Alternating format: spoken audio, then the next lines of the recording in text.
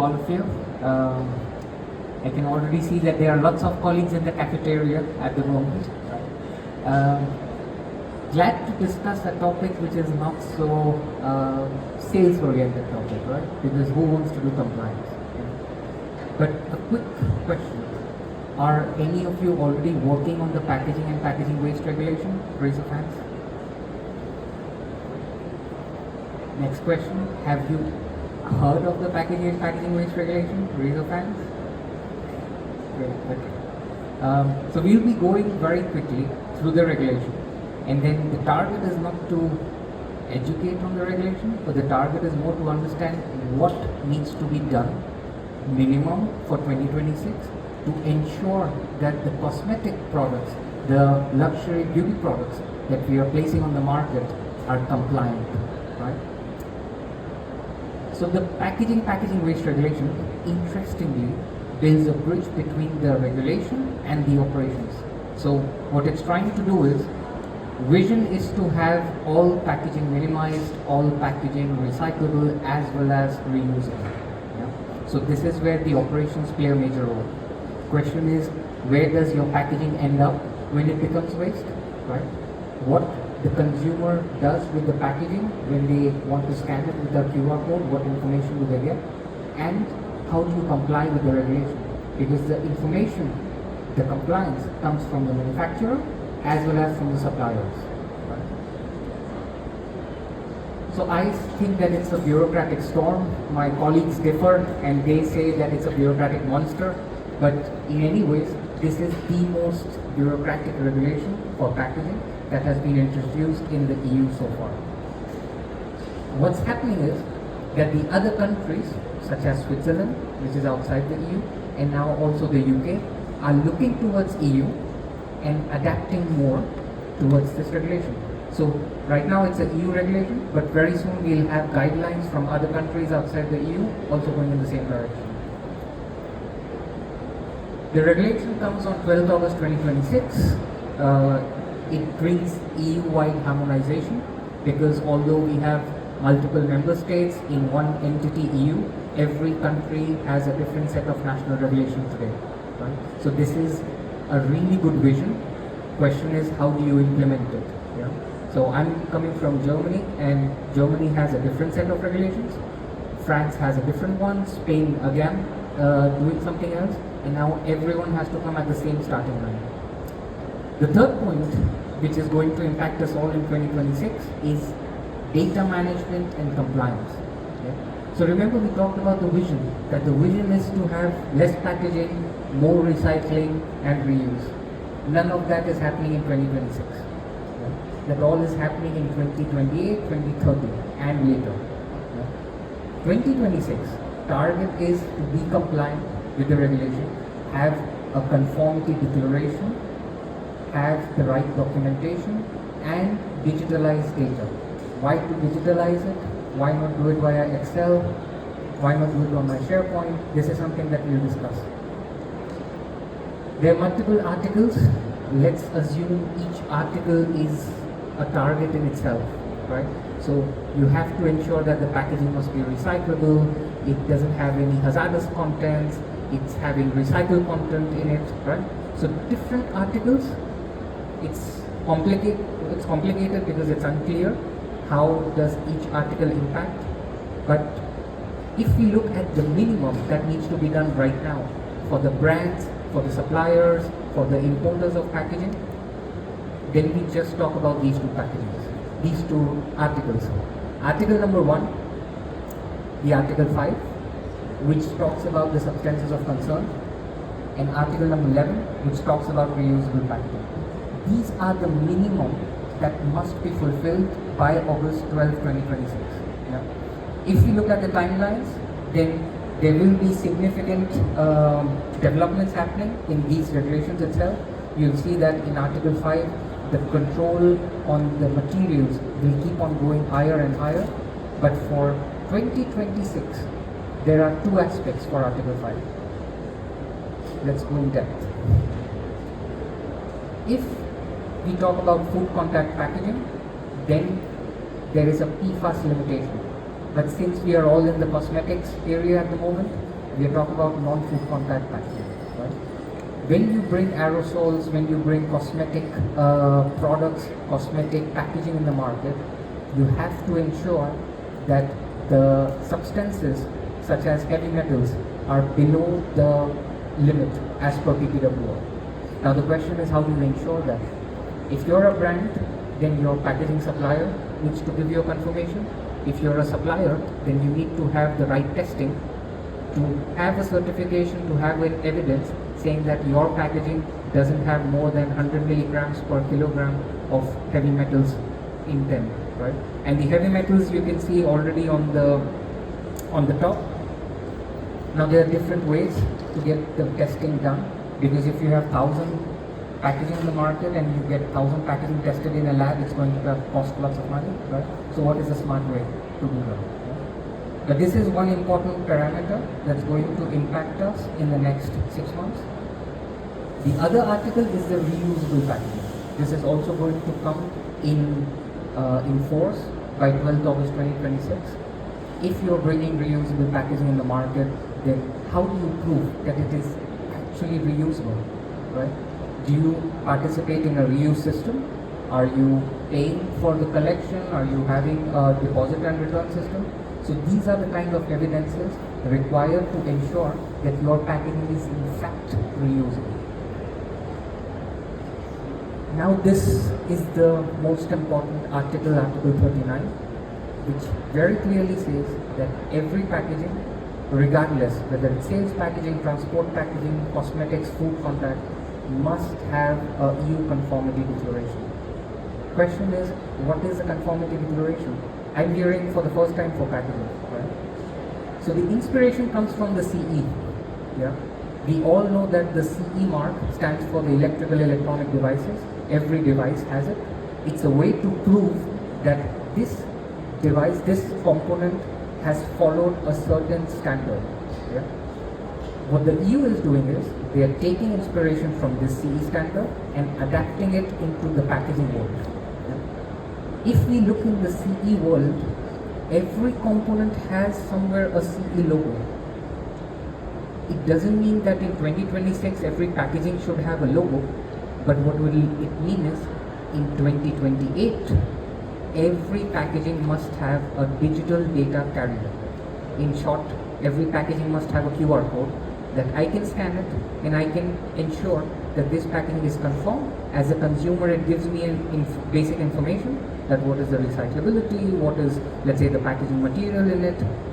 So we are eventually going towards digitalization by 2028 for sure, that every packaging must have a digital carrier or harmonized logo information.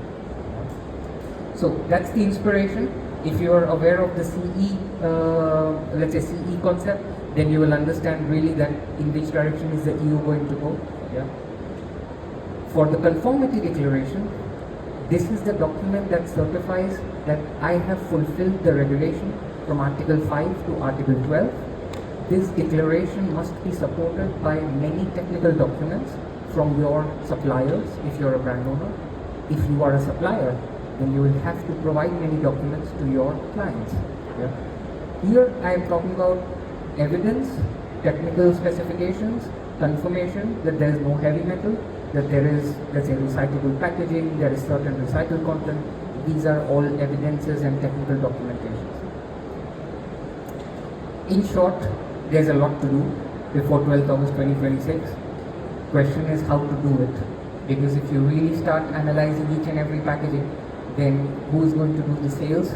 Everyone is just going to do compliance, right? That's not the target. So, how to do it? Smart and digital. This is what we propose, that for 2026, gather the minimum and complete the minimum in a smart and digitalized way. And later, in the next years, we will have to focus on packaging minimization, on recyclability, on reusability. Yeah? Just to give a perspective, when we talk about 2030, then the thick-walled perfume bottles, right, which we see everywhere in the expo, those thick-walled perfume bottles, those metallized packaging, they would not be allowed in the market so easily. Yeah? I need to have a reason why my packaging is having a thick fall, is having a false bottom. Yeah? But this is all going to come later. 2026, Article 5 and Article 11, Conformity Declaration, Technical Documents and Evidence. So this is us explaining PPWR in 3 simple steps. Step number 1, identify your role. If you're a brand owner, right? Let's say a bottle packaging, a coffee can. If I'm a brand owner, I have my logo on the packaging, automatically I become a manufacturer of the packaging. Now commercially that doesn't make sense because I do not manufacture the packaging, I bought the packaging, I put my product in it.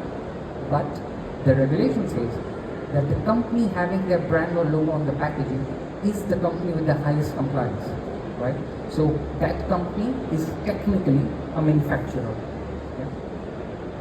The companies who are importing packaged products from outside the EU in the EU are importers. If I manufacture in Germany and then I sell in France, then I'm a distributor, right? So there are different economic roles. I would say that the key role is played by the supplier. Supplier will not be audited by the authority. Supplier is not obligated to create a declaration, but supplier plays the key role because the supplier needs to give the evidence to the brand owners that your packaging doesn't have PFAS, your packaging doesn't have heavy metals, it's recyclable, and the other articles are being followed. But the brand owner, the importer, the distributor, they all need to verify that the documents are there so that when the authority comes, you have a proof to show the documents. It is just like doing tax return. No one will come and ask for documents at 12th August 2026. You need to store the documents for the next 5 or 10 years, and that's when the authority comes and checks, right? Second point is, analyze your packaging portfolio, right? Go packaging by packaging. Wherever you have your brand logo, easy to understand that this, that's where I'm a manufacturer. But your products are also being packaged in carton boxes, in shrink wrap films, right? They are not branded. If they are not branded, then who's the manufacturer? Because then that person has the responsibility.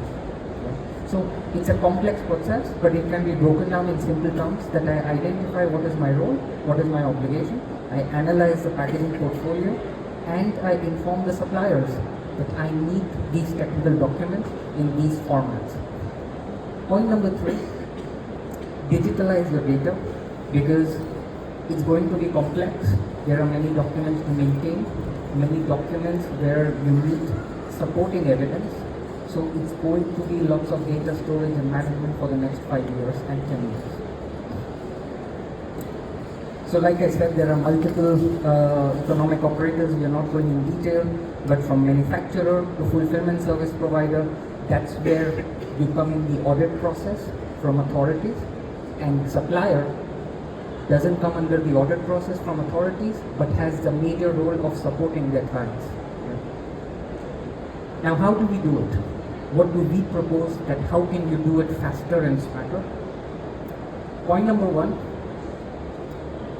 try to digitalize your data, get your packaging portfolio, get inside your packaging portfolio, understand your roles, obligations. Yeah. We have a digital platform where we ensure that the manufacturer, importer, distributor can pass on their responsibility to their suppliers. It means one platform where the brand owner as well as the supplier comes together. So that's why there's a dedicated supplier onboarding. So let's say that I'm a brand owner for, I don't want to take names, but let's say I'm a brand owner for the company XYZ. That's my brand. Yeah? I have 50 suppliers. Now with these 50 suppliers, I need 5 documents each. So now how many documents am I talking about? How many email exchanges am I going to do? Instead of doing all of that, I invite the supplier on the platform. The supplier understands what packaging are they assigned and what documents do they need to provide. Okay.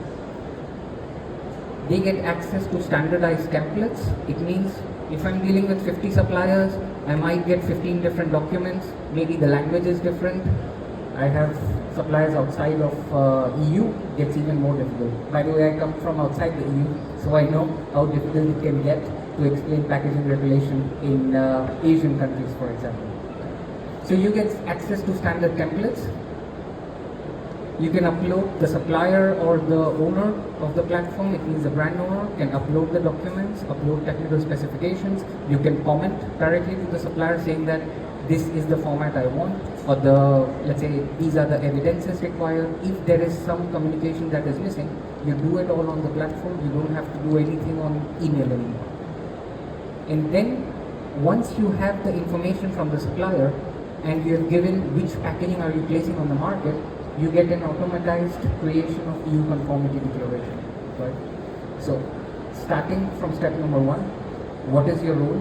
What type of packaging you're placing on the market? Point number 2, if you are obligated for Article 5, substances of concern, bring enough evidence with it. If you're obligated for reusable packaging, what are the obligations, what are the technical documentations required? Step number 3, digitalize the data, coordinate with the suppliers, and do it smartly, because if 2026 you do it via Excel, 2027 also, you can manage it somehow or the other in Excel sheets and SharePoint. 2028 you definitely need a digital carrier on the packaging. And if someone scans that packaging, they need the information about your packaging portfolio. Right? So latest by 2028, you will have to digitalize. Why not do it today, rather wait for 2 years? What are our strengths in the digital solution? So we are a German company, we work with multiple branches, cosmetics, food contact applications, automotive parts suppliers. We are dealing with suppliers who are based in different parts of the world. Our experience so far is, when you deal with the biggest suppliers, some of them we know outside, they're already prepared, so don't have to worry about it. But if you're dealing with mid-sized suppliers, small suppliers, that's where the issue starts, because the type of documentations, evidences expected might not be there. So you need to communicate, you need to get the right documents, templates, and then start organizing the data. So we help in saving time and cost, which is very crucial in this economy. Point number 2, get compliant faster. It means today we are talking about conformity declaration, then we'll talk about recyclability analysis, then we talk about EPR obligation and packaging minimization. Everything can be managed on one platform, because these are things that we analyze anyways. And number 3, that one platform to scale up. So when your packaging increases, when the authority comes to you, you can always go and refer them to the platform saying that this is how I get my documents, it's accessible, go check it out. And with that, I'd like to say thank you for your attention.